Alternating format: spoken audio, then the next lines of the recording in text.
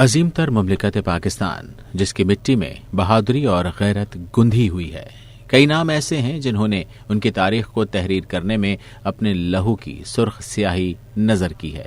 ایک ایسی تاریخ جو ہر گوشہ زندگی کا احاطہ کرتی نظر آتی ہے، جو کہیں لہو آشام ہے اور کہیں جنگ آزما، جس نے ہر نسل میں ایسے ایسے گوہرہائے آبدار پیدا کیے ہیں جن کی شخصیت و کردار جرت و قربانی کے جوہر سے عبارت ہے۔ طفیل محمد انگریزوں کے دور حکومت میں پنجاب کے ہوشیار پور میں 22 جون 1914 کو ایک گجر پنجابی گھرانے میں تولد ہوئے۔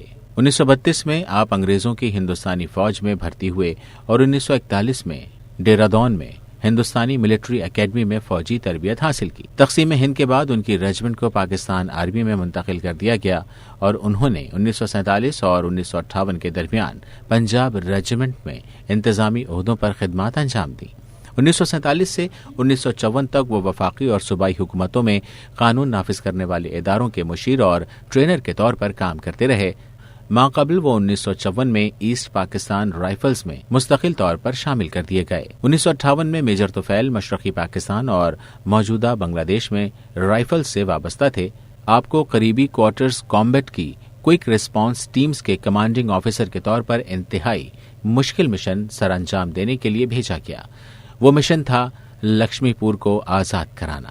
اس وقت تک میجر طفیل کا نام جرت و بہادری کا مترادف بن چکا تھا۔ بھارت جیسے دشمن کے ساتھ جنگ چھڑ گئی۔ لکشمی پور بھارتی قبضے میں تھا۔ میجر طفیل بہترین انداز سے اپنی بٹالین کی کمان کر رہے تھے۔ آپ کے ساتھیوں نے آپ کی بہادری اور جان نثاری کے ایسے نظارے دیکھے جو ہمیشہ کے لیے ان کی یادوں میں ثبت ہو کر رہ گئے۔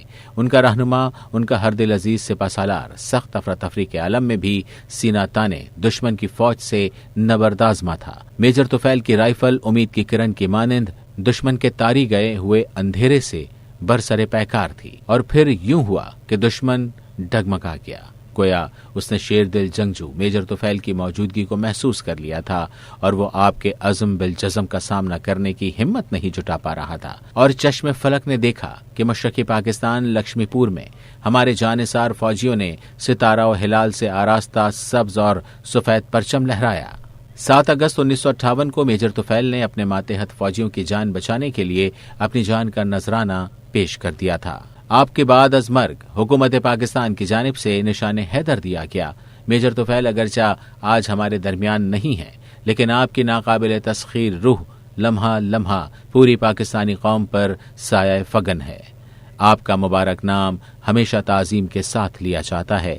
یہ ایک عظیم سپہ سالار اور اس کی قوم کے درمیان ہمیشہ زندہ رہ جانے والے پیمان وفا کی داستان ہے۔